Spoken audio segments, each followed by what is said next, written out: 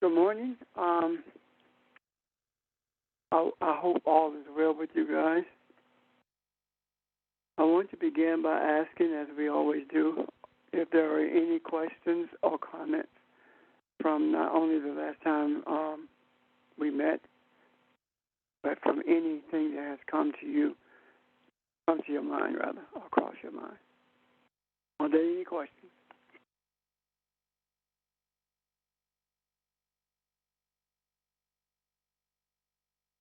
No questions? Whoa. Just an observation. Good morning, this is Barbara. Um, more earthquakes in Elgin.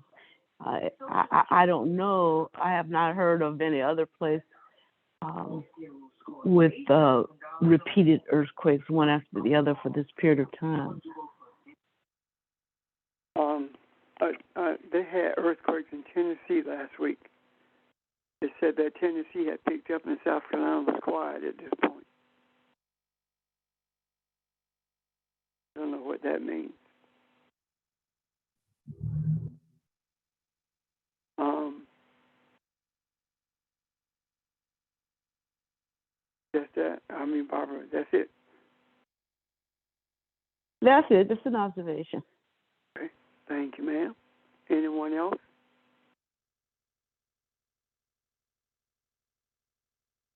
Okay.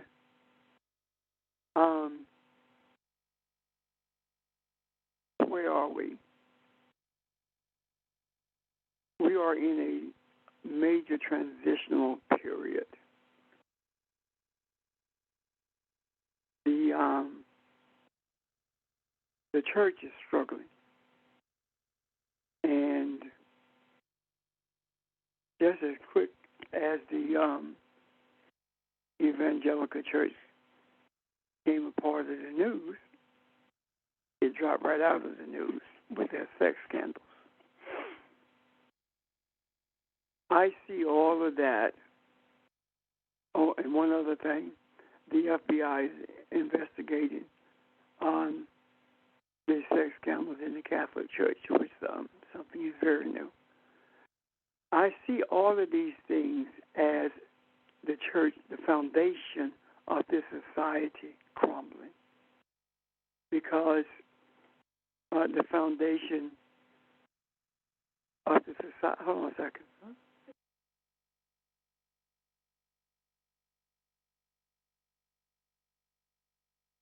Because the foundation. Are you there? Hello? Yes. Yes. Okay. Of this society is crumbling.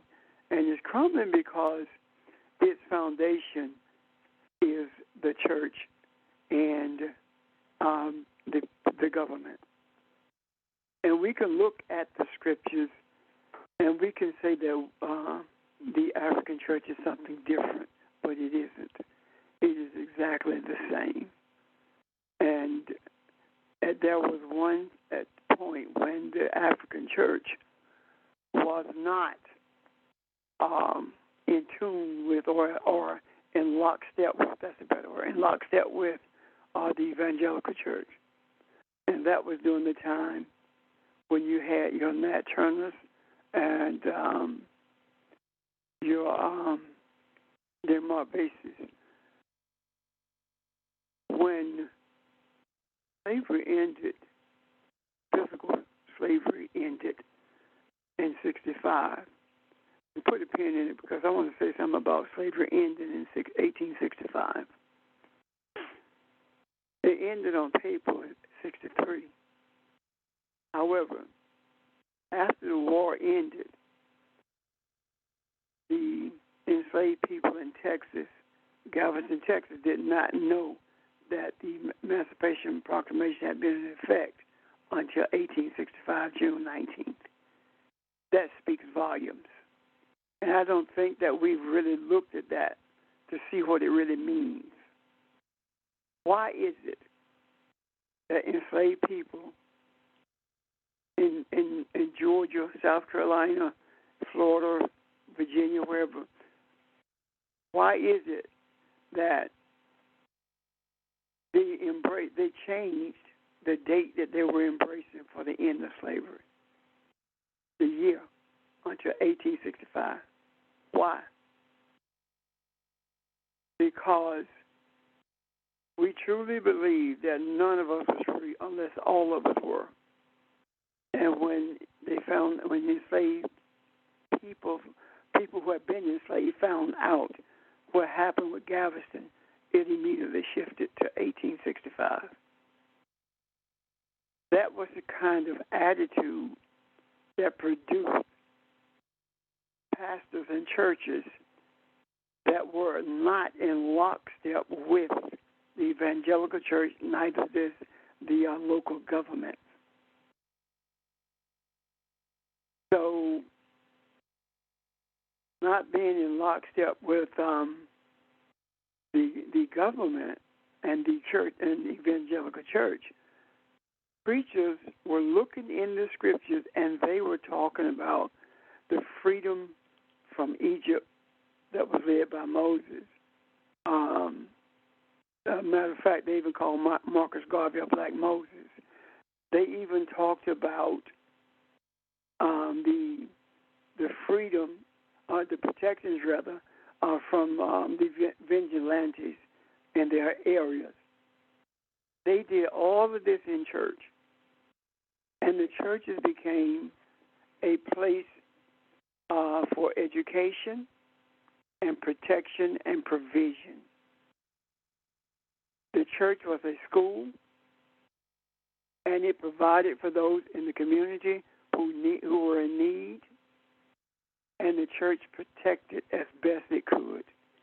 There were a number of people who had to be smuggled out of the Deep South because of infractions, because of actually defending themselves based on the infraction of white people. They had to be smuggled out. The church was doing this. So when is it that the African church got in lockstep with the evangelical church? When did that happen? That happened when the African pastors started going to seminaries and began to started going to colleges and seminaries, I should say, and not realizing in the seminaries they were being indoctrinated into the evangelical concept of the scriptures.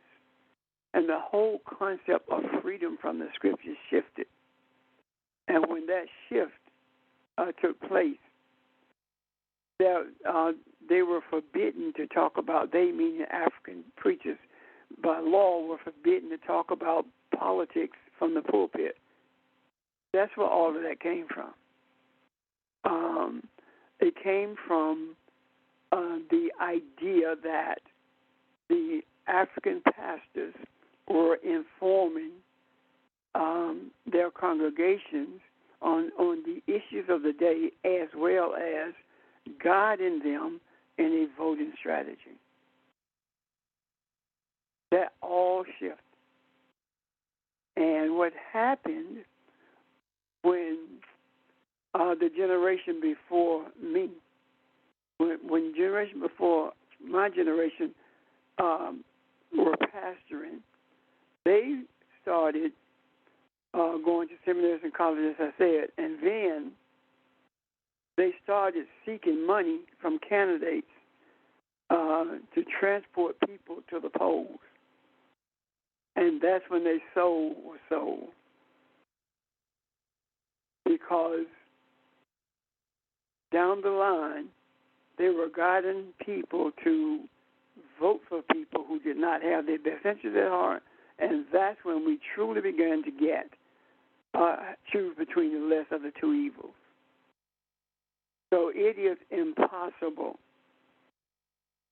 It is based upon total ignorance if anyone makes any effort to separate the scriptures from history, to separate the saga of the church of the African, separated from history. there is absolutely nothing in our lives that can be separated from history. And I will give you a clearer picture of how this worked. Because there is something that rose during every generation on this phone. During the period of every generation on this phone, there was organized a different denomination called charismatic. These charismatic churches said that they were not attached to any denomination, yet they are a denomination with the same overtones as the ones that they purportedly have left. As we saw this denomination develop, what did we see with it? We saw African preachers falling in line with these charismatic churches. Why? Because there was something else to be had. And that something else was money on a larger scale than ever before. And that's the period when denominational African churches were making efforts to replicate what was happening in the charismatic churches, because they wanted large congregations and they wanted that income. I remember when we were involved with some charismatic churches, we meaning the congregations that I cover, or the people I cover. I remember we were inviting the Holy Spirit in, because we didn't know any better at that time, of course, and we are not in denial about our journey. When we did that, there was leadership in other churches, especially associational, and they condemned what we were doing. And when they realized that was one of the things that was in charismatic churches and that people got excited about, that's when they started doing it. So whatever it took to fill the pews and increase the income, that's what the African church started doing. And that's where we are now. So that's why I say that everything was built on the foundation of church and state.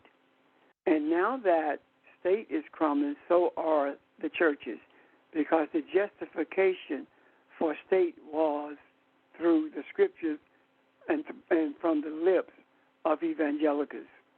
And then came the Martin Luther Kings, who were not supported, and then were not supported by the National Baptist Convention until years later.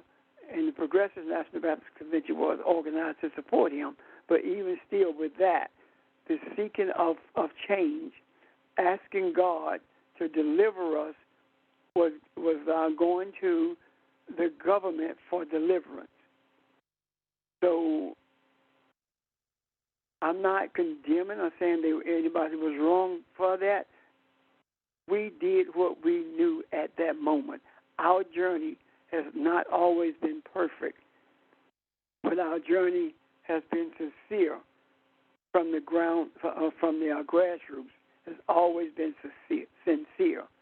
And the reason that people are in congregations, African congregations, are so supportive of pastors when they know they're wrong, when they know they're cheating them, when they know they're lying to them. The reason they stay there is because there was something in the DNA that is there, the spiritual DNA that's there from the days of Reconstruction, and because the trusted leadership, actually from slavery, because the trusted leadership of these preachers was always there, and they knew that they could trust them. Some gave their lives rather than tell where the route that the escaped enslaved people traveled. So today, that same attitude is there, even though most of them are not trustworthy at all, because they're in it for what they can get out of it. And we must recognize that beyond the shadow of any doubt, and understand that just like the Caucasians have hidden history from us, so have the African leadership in terms of pastoral leadership. They will argue that they're not in lockstep with the evangelical churches yet. They never thought about a gym till the evangelicals constructed one. They never thought about vans till the evangelicals got vans. You can trace it through the annals of history and see what took place. Also, in the charismatic, there are symbols there where you can see the same racist attitude as was in evangelical. The difference is that the Caucasian charismatic leadership mimic black leadership in terms of the singing, the music, etc. And there were African ministers, pastors who were connected to these charismatic churches, and being connected to them, they were also subjugated to an inferior position in those churches. And some of you may say, well, Kenny Copeland gave Creflo his first plane. He gave him a hand-me-down, whether it be a plane or a pair of shoes. They did not respect him any more than they did Carlton Pearson. The moment he spoke something they didn't like, they got rid of him.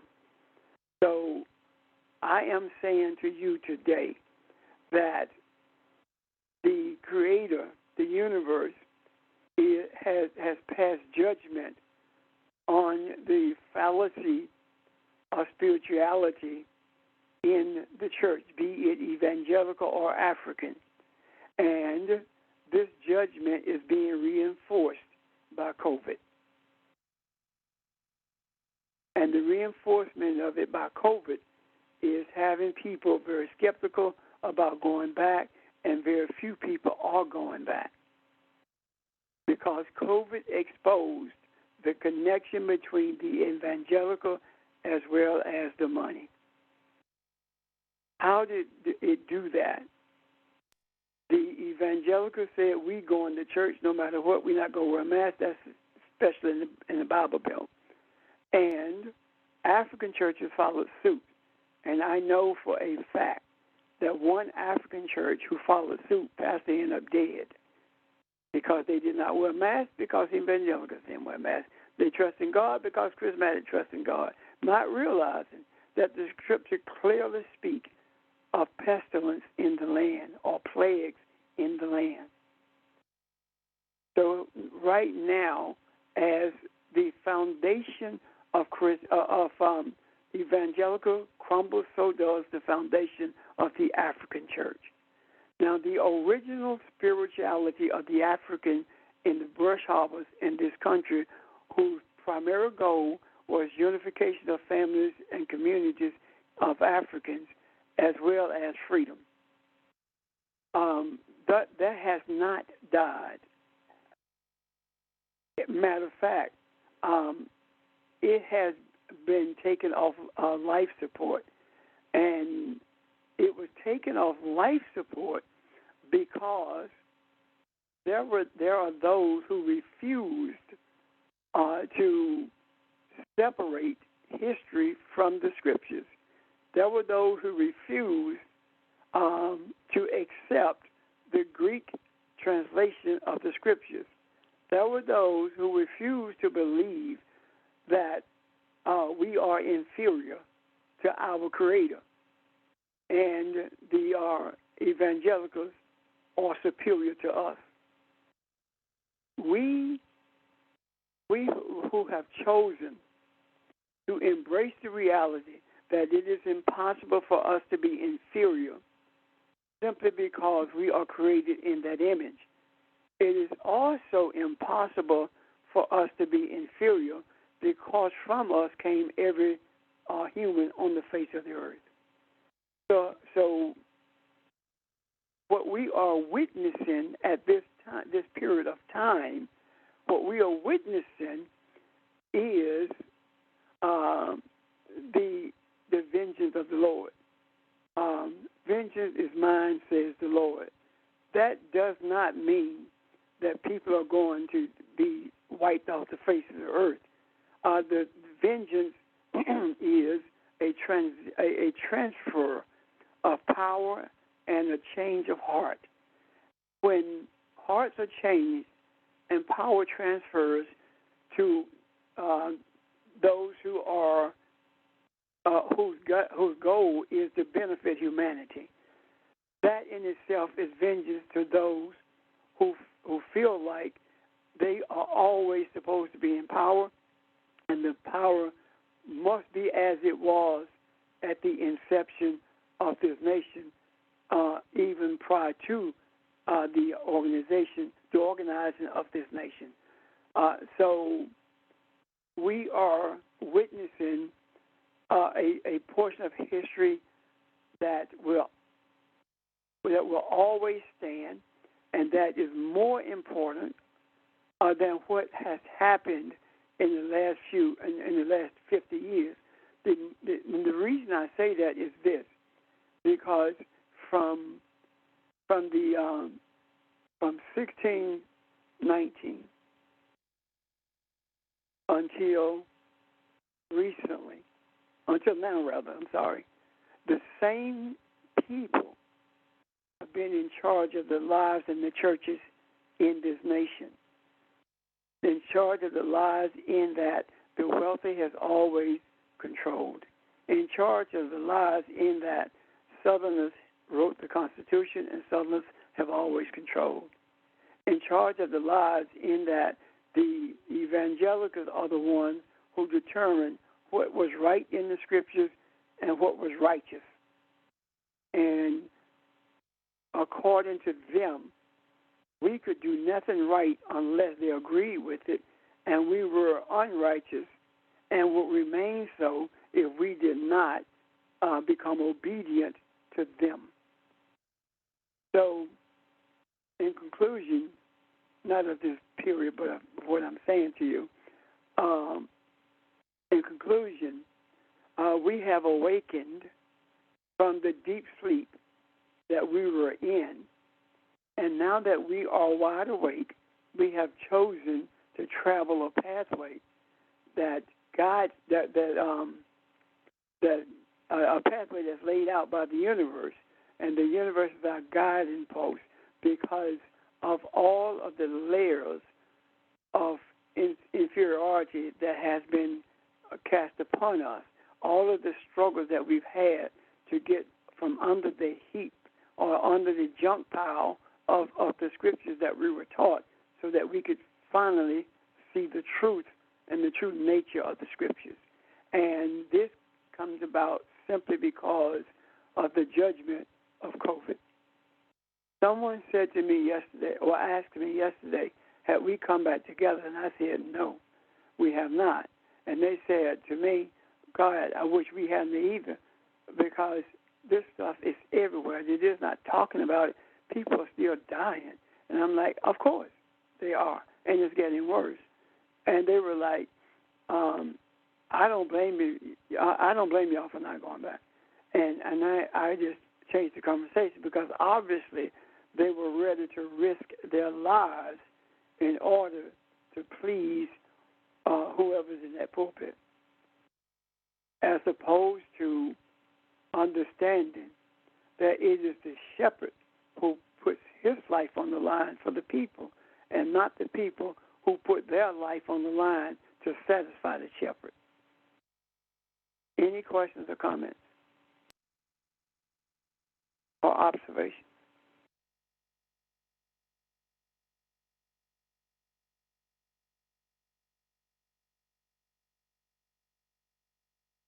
Are you able to see what I'm, the picture that I'm making every attempt to paint for you?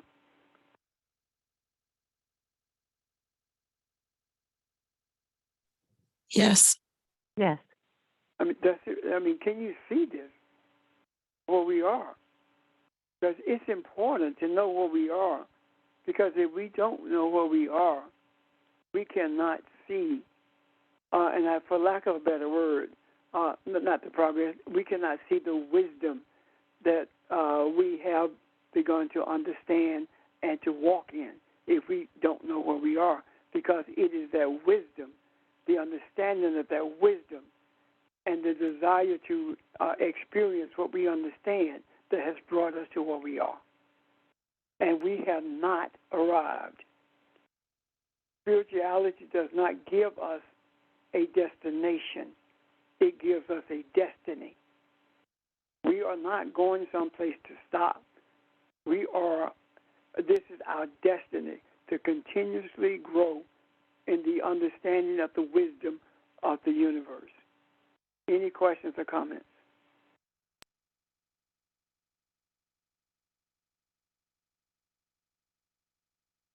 Are you able to see the inextricably ties between the scriptures and history?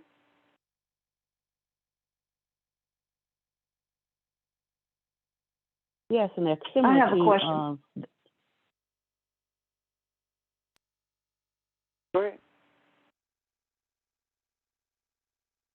Evelyn and Barbara? Barbara, I yield. No, I really yield. It's your turn.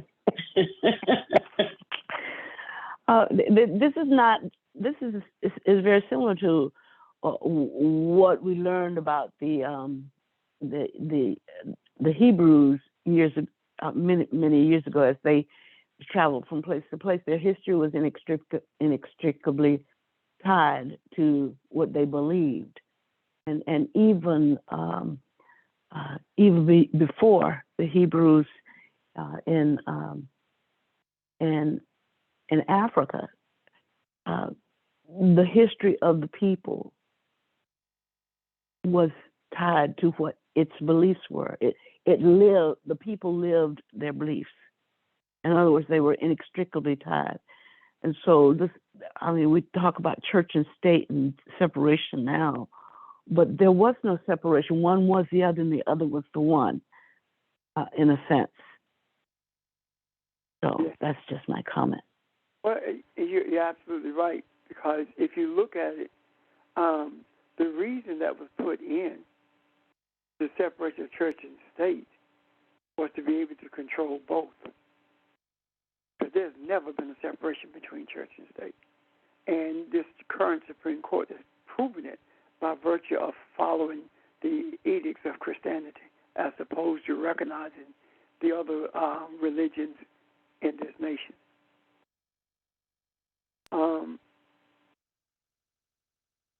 When you mentioned that about Moses, about Abraham, rather, something came to me.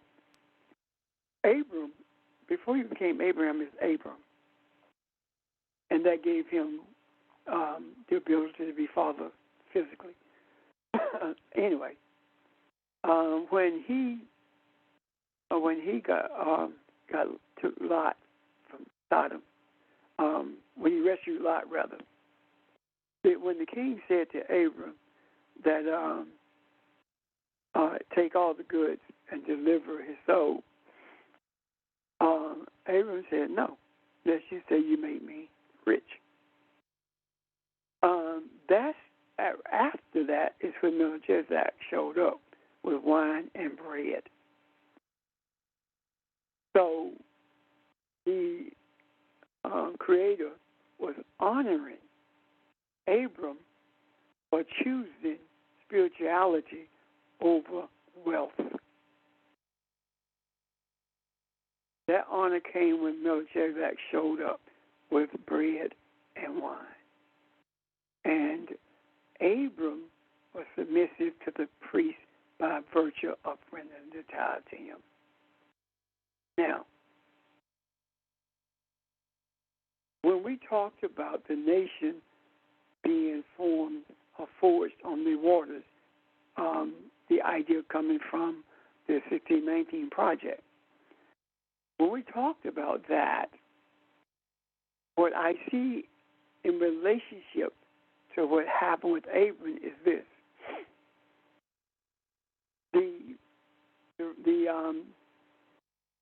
the writers, the developers, the ones who pulled the 1619 Project together were shown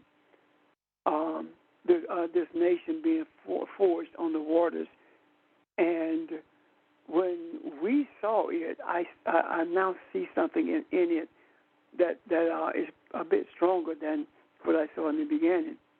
And that is when we recognize who we are, Elohim, when we recognize that we are the spiritual essence of this earth, when we embrace those principles, when we embrace the principle of forgiveness and love and kindness and mercy, when we truly embrace them, and we've begun to understand the essence of the 10 utterances and the eighth sense, what we saw at that point was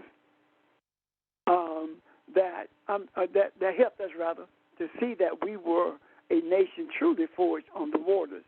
And in seeing that, that gave us a deeper understanding of our nature. It was at that point that Melchizedek showed up and showed us who we are in relationship to the priesthood. We are the Melchizedek, and we are offering bread and wine to anyone who chooses to feast with us and to be honored by the presence of spirituality. That wine represents life, and that bread represents physical life. So the spiritual essence of life as well as the physical essence of life are in the hands of the Melchizedeks of this world. And Melchizedek brought that to say to Abram that Abram, that Yahweh has embraced you because of your steadfast, because you're standing steadfast in the face of an offer of wealth for your soul. If you read it in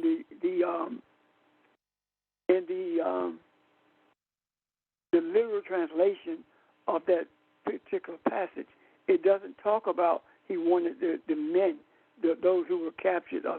It says soul. So he recognized that Abram had made a decision to rise above any physical offerings or anything that mimicked taking the place of Abram, taking the place of Yahweh. In other words, Abraham could not be bought. And that is another aspect that recognizes the essence of Melchizedek recognizes in those who have refused to sell out and or refused to return to the nothingness of religious edicts. So anyway, Evelyn, your question, if they're not question about what I or Barbara just said. No, you on the right track with what I was going to ask, but I was going to say because you chose to do the right thing, because as being our covering and the covering for the universe, really, is that why all these things have been ushered in with the COVID and the collapse of the economy and the state and the church? But you hit on it, you touched on it, so that makes sense. Okay, thank you. Any questions or comments about that?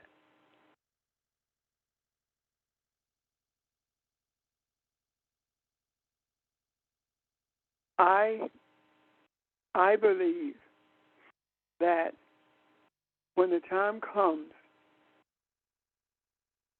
for the judgment of COVID to end, we will know it beyond the shadow of a doubt. Someone will make that declaration, and we will experience it as quickly as COVID showed up.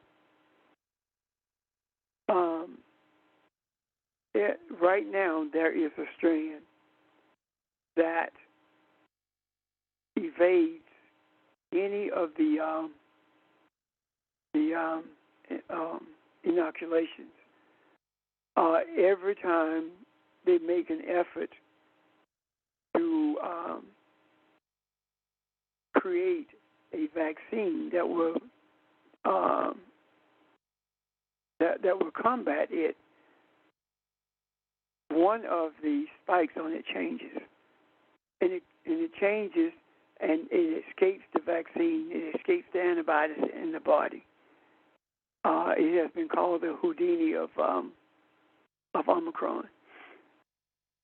So there is no way in the world that anybody who has any inkling of spirituality can believe that this is not divinely orchestrated. And if it is divinely orchestrated, then the question has to be raised: why? Why would the one who is divine orchestrate something like this? And then the only answer, or the answers rather, that we receive are not answers so much verbally as is simply look at the changes that have been wrought since the advent of COVID in this on this globe. Look at all of the things that has been exposed. Look at where we are in our spiritual journey as opposed to where we were in our religious settings. We are in a totally different place. And hanging on to religious settings is not going to benefit anyone other than materially for the leadership. My greater concern at this moment for the sheep of this globe is that death due to COVID will increase beyond what we've seen in the past. However, it won't be newsworthy because the state and the media works together.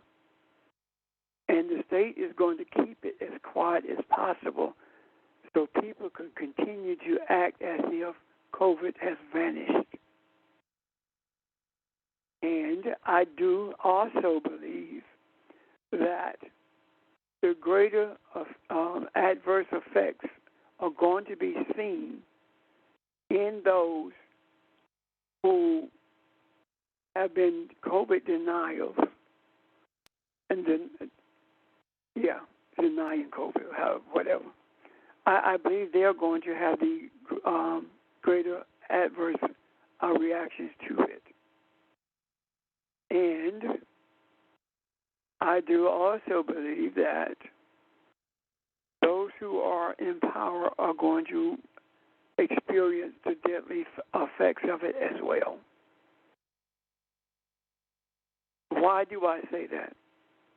Because if you look at the true nature of how the nation was developed, it came through the hands of Southern rich slave owners.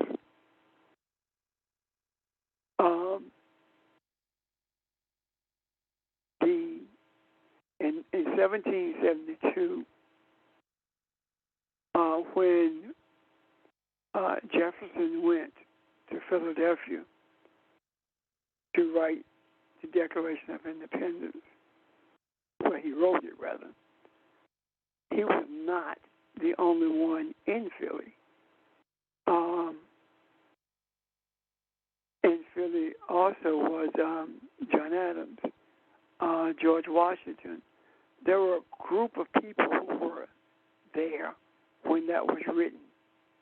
And the overwhelming majority of the writers of the Constitution were quote-unquote Christians, and they were Southern slave owners. So don't get it twisted. Just because they wrote it in Philadelphia doesn't mean they were from Philadelphia. These were Southern wealthy white men who were going to do whatever it took to preserve slavery. And that preservation, that the effort of preservation that they took is a story within itself. It has nothing to do with what we were taught in school, but everything to do with what's real in the archives.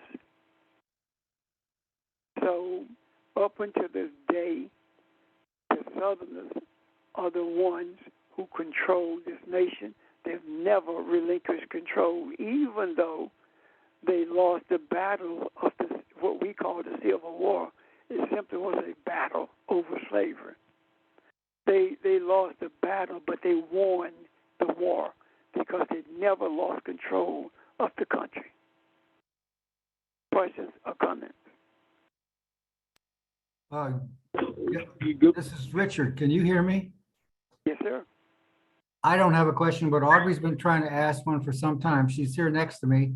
She can't seem to get the microphone to work properly on her computer. So if you'll allow, let me have her ask the question through mine. No problem. Hi, good morning. My question was back to where you were talking about the date June 19th, 1865. I was wondering if somebody could elaborate on the gematria for that, gematria, whatever that word is. Anyway, because I got 9 for it, and I think Sheldon did. I asked Sheldon, he got 9 too. So if somebody could elaborate on what that means. You are Sheldon? Thanks. Because it's based upon the number 9. What does that mean? And I'm surprised that Sheldon hasn't researched it already. He's in the process of doing it at this moment.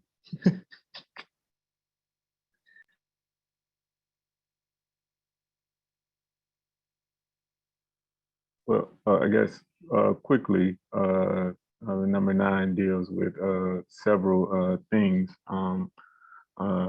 One being judgment, but as it relates to, can everyone hear me? Yeah. Oh, okay. As it relates to judgment, is more so taking account and setting things in order. It relates to karma, but like it's been said before, what karma involves is an action or things to spur correction. So you're presented with something so that you can deal with it. And so that's what the judgment is, not, being punishment or being reprimanded in a sense or something bad, but just something taking place so that you can correct your actions. Also, as it relates to karma, karma is not necessary, so to speak, if those, whatever that needs to be corrected, if it is addressed, by oneself. Okay, along with that, judgment moving on deals with renewal, and renewal is directly connected to that judgment that is being made. We spoke about it a little while ago about righteousness. So in a sense, that renewal is returning, recognizing and then making an effort in returning to that state of renewal. And then also with that renewal is the concept of beginnings. So returning to that state innocence. The beginnings mean, you would think about something in new condition, or something that as I don't want to say at perfection, but as all things are in order before they, in a sense, start to wear down. So the idea of being good as new. So those are that's what is associated with the number 9. Any thoughts or questions at this moment before I go on? I just want you to summarize it in relationship to 1865 and the end of, in Galveston when they found the end of slavery. Well, in terms of what all was going on, I guess with this country, of course, it offered, in a sense, because when we talk about judgment, we talk about the idea of those things more so being set in motion, in a sense. I guess that's all I would say at the moment in terms of getting all the way to Galveston. As things are actually taking place, they always take place in the spiritual realm first. So they take place in our thoughts, feelings, emotions. That's what triggers everything in the physical. And the physical in which we see what we have created is feedback, in a sense, of those things that we have experienced or completed or done, in a sense, in the spiritual realm. So as it relates to Galveston at that much later date, I look at it as more so being the manifestation of what actually, in a sense, started off in what 1965 was supposed to represent, in a sense, because beyond what actually happened in the physical, that is what sprang up, in a sense, as a seed in the thoughts and heart of many men, even though there were, of course, those others who were fighting against it. Like it was a desire and determination that was set off on that date in 1965.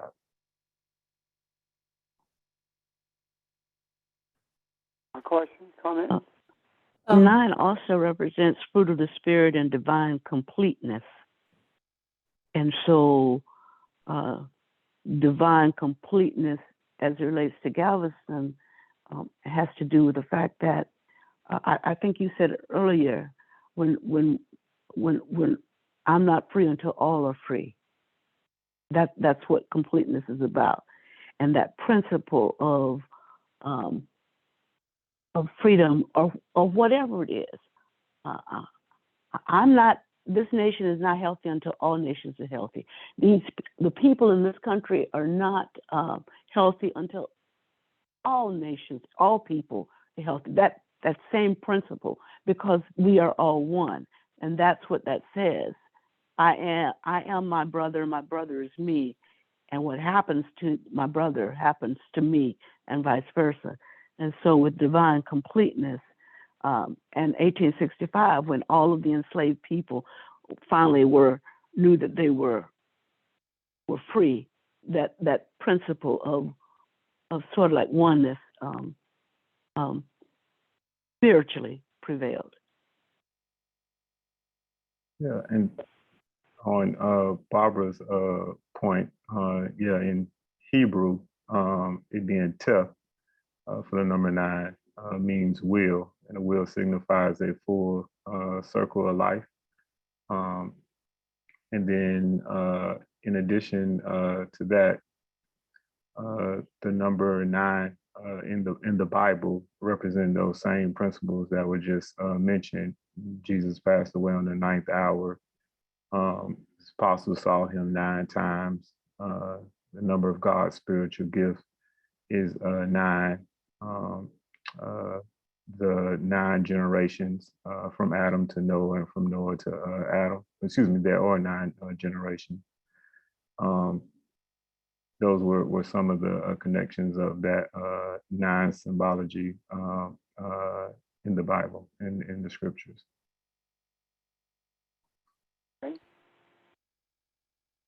There, there are some other connections there as well.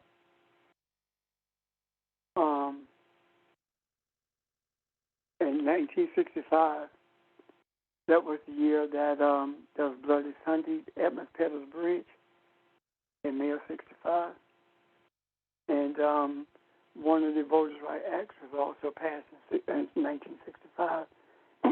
So there are significant events that took place in that 100-year period. Excuse me. So the idea of completion brought something to my mind also. Suppose for a moment that this completion that Barbara spoke of earlier in relationship to none of us are free, to all of us are free. Suppose that's the foundation that we are privileged to build on. None of us are free until all of us are free. And that freedom goes beyond the African and includes everybody on this earth. But no one on the earth can be at peace. No one on the earth can be free unless the African is free. There can be no love and kindness in any nation. There will always be turmoil until the African is free. Suppose that's what's happening, and that's what we are seeing now. Why do I say that? Because regardless of what has been done to that African nation that was forged on the waters, it has never responded in the way that the enslavers responded or acted. I've always maintained its sense of love and kindness and forgiveness. Suppose that we are experiencing a period of upheaval that speaks directly to the continuous chaotic atmosphere that everyone on earth will experience until the African no longer is treated as being inferior, no longer is spat upon physically as well as emotionally. The plight of the African is what determines stability on this earth, in this universe. I say that because if from the womb of the African came all nations, then all those nations have rejected the womb that brought it into existence. And all those nations have turned its back on the womb, the mother that brought it into this world, or to this, onto this earth, and regards the womb of its existence as being inferior to everything, less than an animal, 3/5 of a man, not worthy of recognition, not even worthy of being of knowing the truth of his history, not even worthy of being able to embrace the reality of his spirituality, being marginalized in every way, and making every effort to diminish the esteem of the African is the reason that we are where we are in this earth. And that does not change until attitudes recognize the African for who the African is. Does that make sense, guys? It just resonates so much with what we learned about the first commandment or the first utterance. Until you understand who the Creator is and the Creator is to you, that you were created by the Creator. Same thing here. When all of the nations reject the womb from which it derived, from which it was given birth, it's almost like when you talk about blasphemy, and blasphemy is separation from the Creator, and it's almost like all of this is separation from the womb, separation of all the nations from the womb from which it was created. So how can it do well until it understands who its parent is, in a sense? If that resonates, I can't think of a better way to say it right now. Honor thy father and thy mother. Is that part of the others? You lengthen your days on this earth. What does all that mean? If you embrace with love and kindness the essence of your origin, then the days on this earth will be prolonged, and they will be days of peace. However, if you don't, then chaos will ensue and continue to pursue you until such a time that you have embraced the reality of your essence.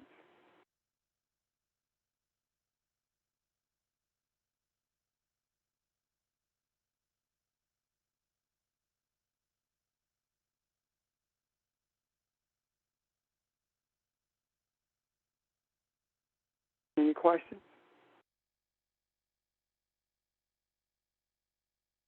I have a question. So I know we are talking about the African concept, right? Yep. Okay, because I'm thinking about the Caucasian concept. So we have, never mind, it's all about concept, because I don't feel that white people are left out. Does that what we're talking about? Does that make sense what I'm saying? They're not left out. They are leaving themselves out. When you are in denial about your origin, and you marginalize the essence of your being, and you see the womb that brought you here as being inferior, less than a human, belonging to the kingdom of wild animals, you've left yourself out. And what the African is making every effort to do is to bring you back in, bring you to your senses, so you don't remain a barbarian for eternity. Does that make sense? It does, but I'm gonna tell you why I asked that question too, because the Caucasian, it's like they know we are of value. They may not understand our way. I mean, they may not understand who we are, but they had to have known or know that there's something special about us, because they whitewashed everything. They turn everything around. Does that make sense what I'm saying? Yes. They have to, yeah. That is annoying. It is annoying.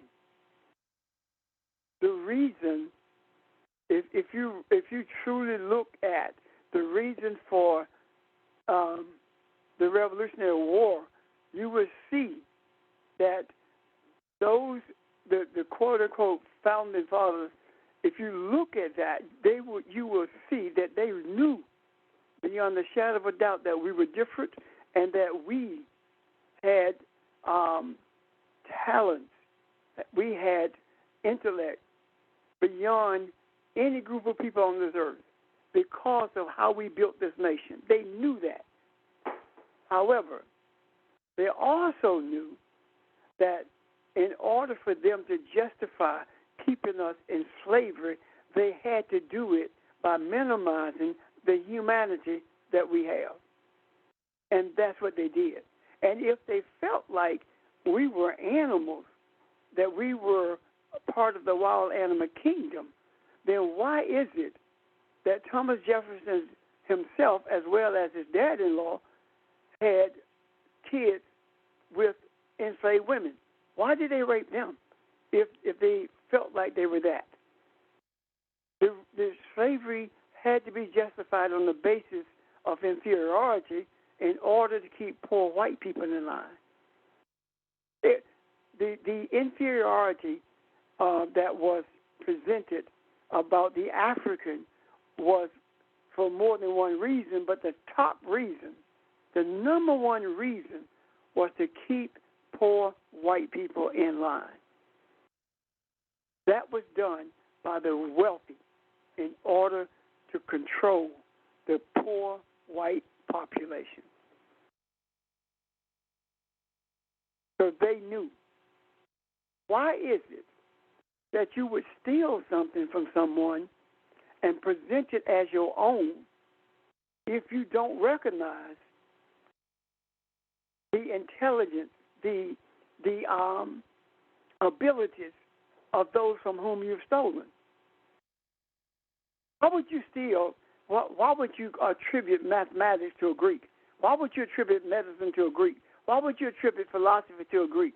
Why would you attribute shipbuilding to Nordic people as opposed to the ones who built the first ship? Unless you recognize that they are capable of things that you never dreamed of. Does that make sense, Evelyn? Yes, sir. Yes. Okay.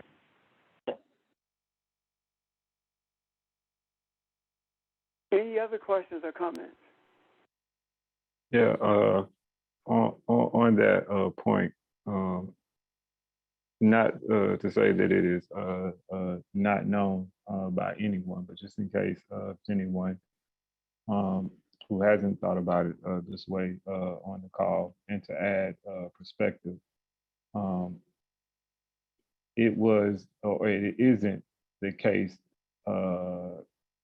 at the very origin that it is the Caucasians' sole mission to diminish or deny or even deny the African in all of this actions. And I'm talking strictly from concept here.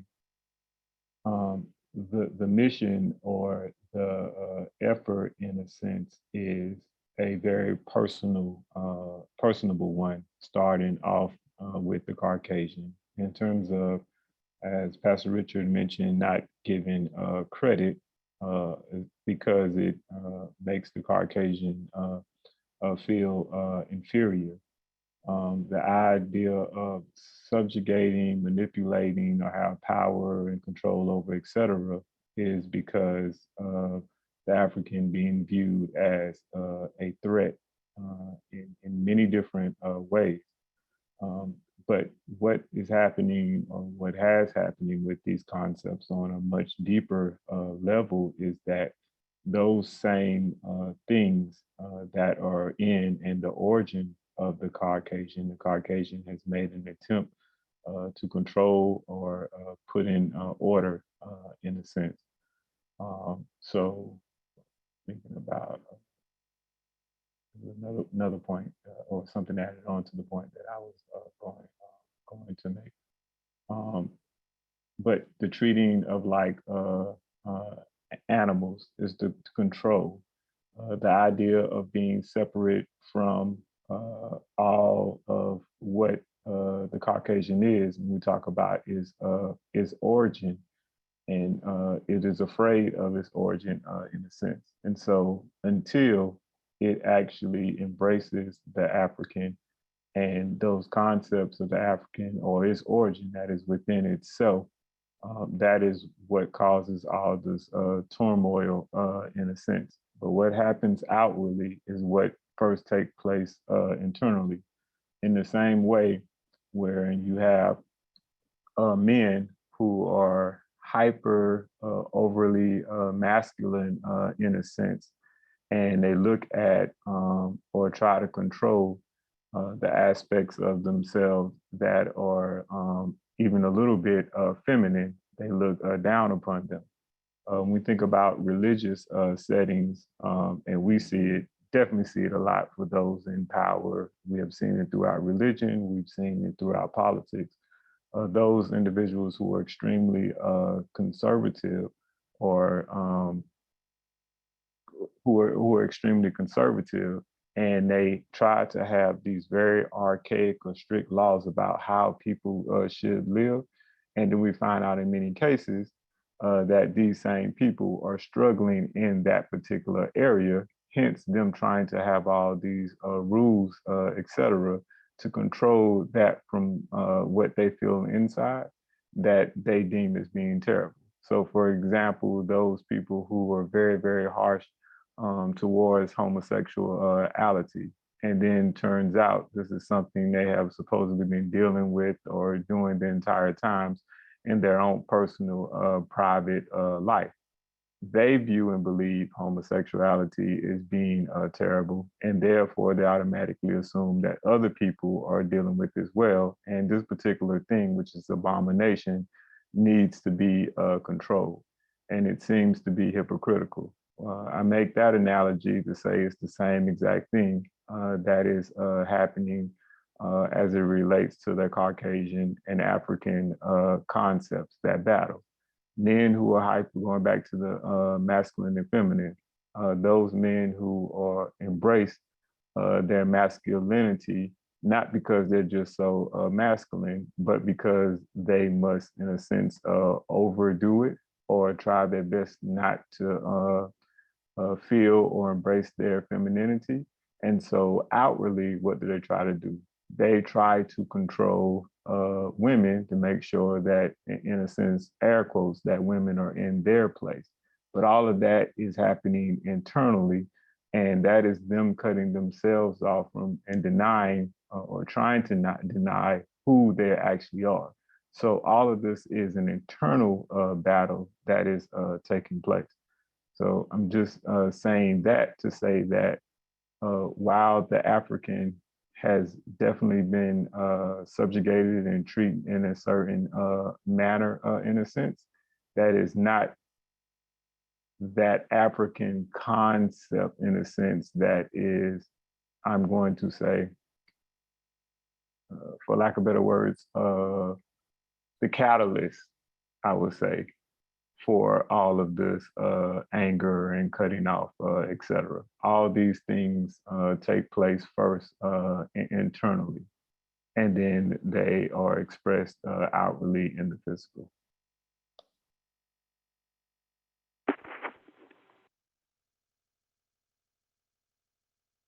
Any questions or comments?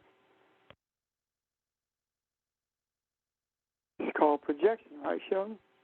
Yeah, it's called projection. And the main point of me saying that is so that in just observing this for anyone, that we make sure to not to just look at it as like we're responsible, or more so woe is me, or the idea of why is this person or this group targeting me.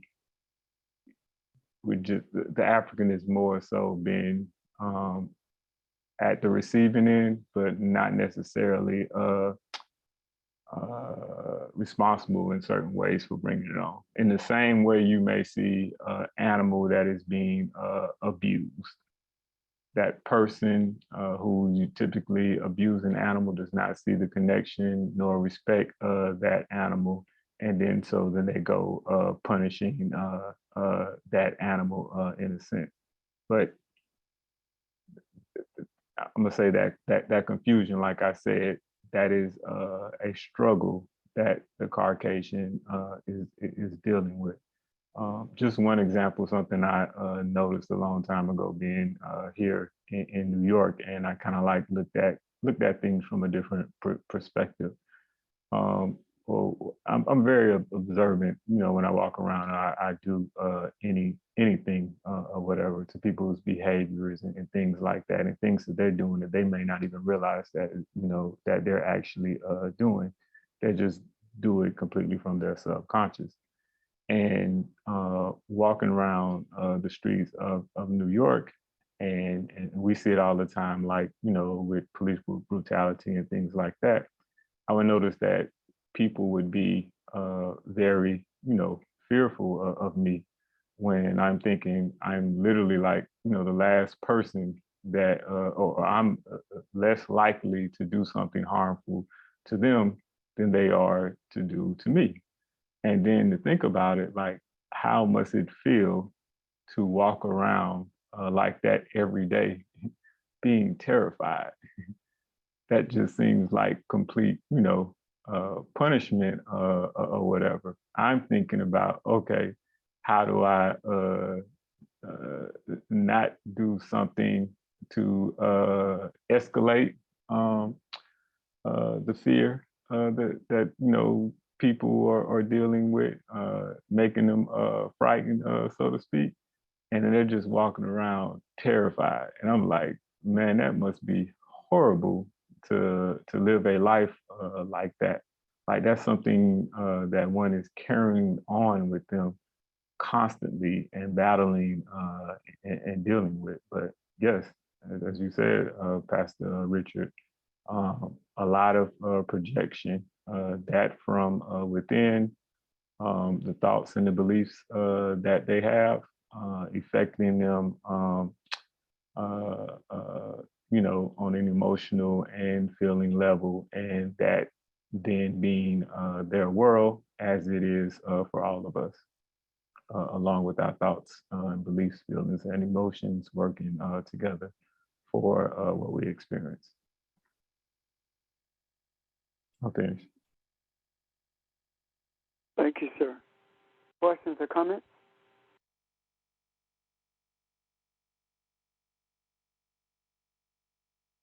Okay. So,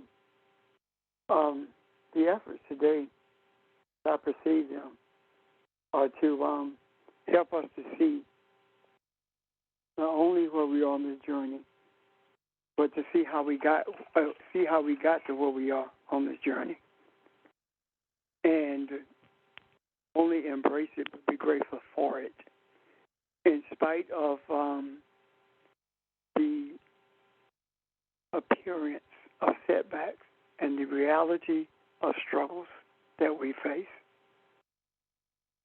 We are not in any way being punished because we've done something wrong. We are being strengthened so we can continue to do what is right.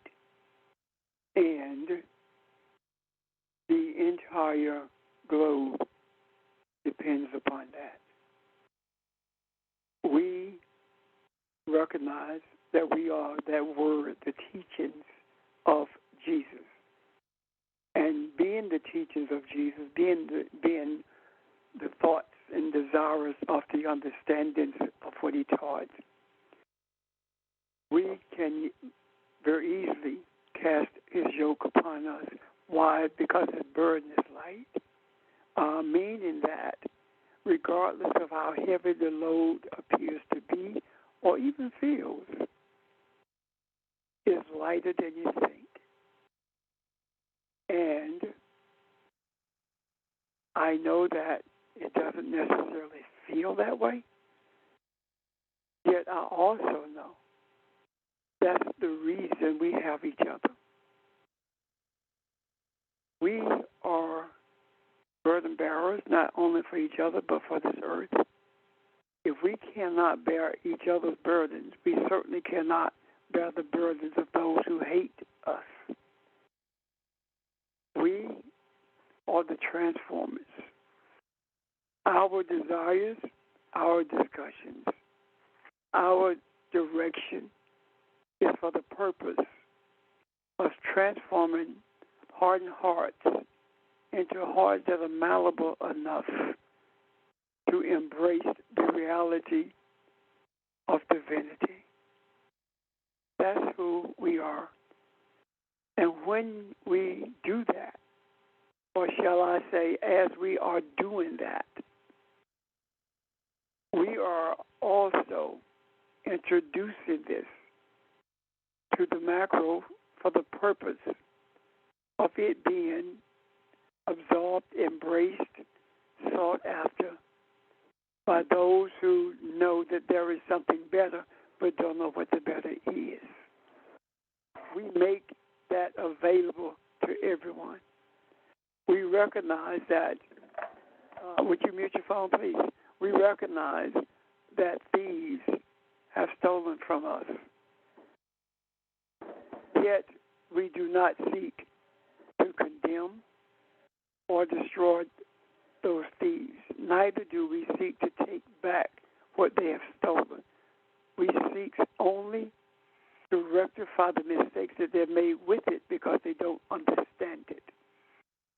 Not understanding brings about detriment to those who are making every effort to make things be what they want it to be as opposed to what they are.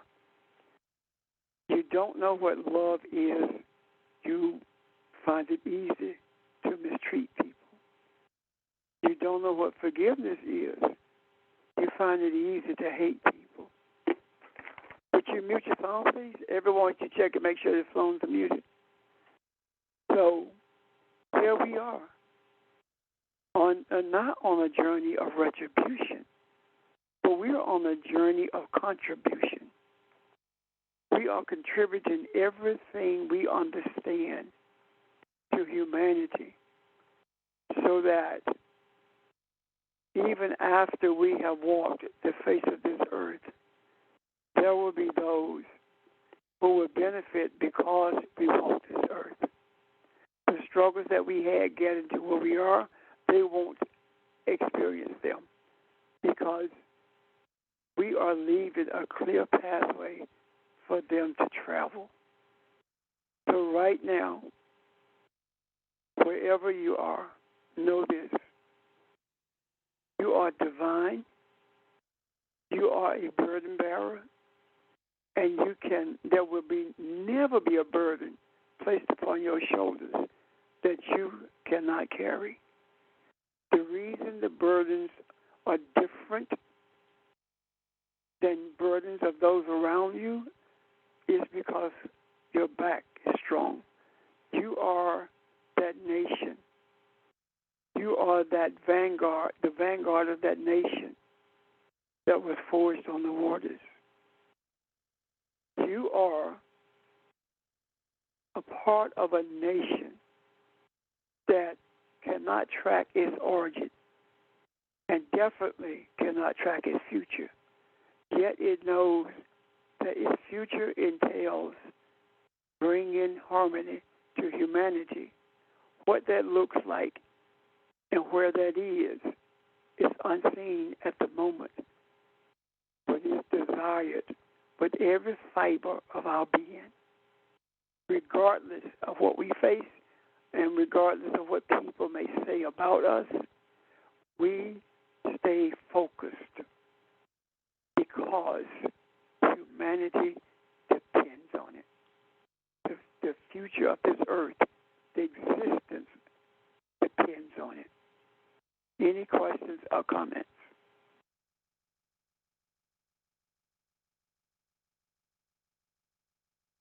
Thank you for your time, questions. Thank you for your comments, your observations. Thank you for listening. Thank you for allowing us to absorb your energy so that we can be one with the universe and hear what the universe is speaking to our hearts. Have a great day. Love you much. See you tomorrow evening. Tomorrow Thank you, afternoon. Pastor. Love you. Tomorrow at 11 o'clock. Yeah.